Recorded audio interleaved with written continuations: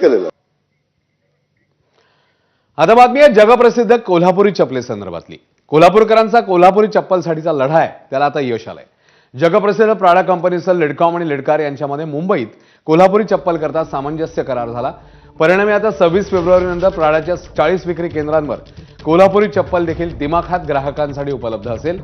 मुंबईतील इटालियन वाणिज्य दूतावासात इटली भारत व्यापारी परिषदेत कोल्हापुरी चप्पलेकरता सामंजस्य करार झाला. या उपक्रमाद्वारे पारंपरिक कोल्हापुरी चप्पल निर्मिती, प्राडाचं आधुनिक समकालीन डिझाईन्स यांचा संगम घडवून आणला जाणार आहे. महाराष्ट्र सरकार आणि कर्नाटक सरकारच्या दोन्ही संस्थांच्यावर एमओयू साईन केला. हे चप्पल आता जागतिक बाजारपेठेत प्राडाच्या सर्व स्टोअर्समध्ये ऑनलाईन आणि ऑफलाईन दोन्ही पद्धतीने विकलं जाईल.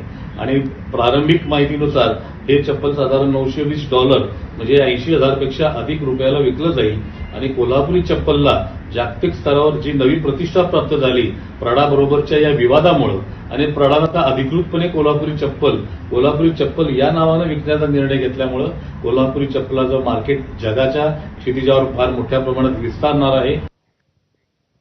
तर प्राडा कंपनीने कोल्हापूर चप्पलेसंदर्भात करार केला. यावर मंत्री संजय शिरसाट काय म्हणतायत ते बघूया. या करारामध्ये त्यांनी देशामध्ये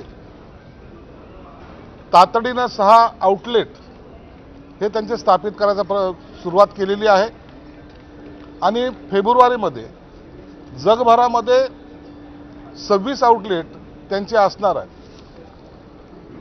Prada made in India inspired bye Kolhapuri चप्पल असा त्याचा तो असणार आहे. 6 आउटलेट हे त्यांचे ते दिल्ली, महाराष्ट्र सदन, कोल्हापूर, सातारा, हिंगोली आणि दर्यापूरला राहणार आहे. मुख्यमंत्री देवेंद्र फडणवीस आणि मायक्रोसॉफ्टचे सीईओ सत्या नाडेला यांची आज मुंबईत बैठक झाली आहे.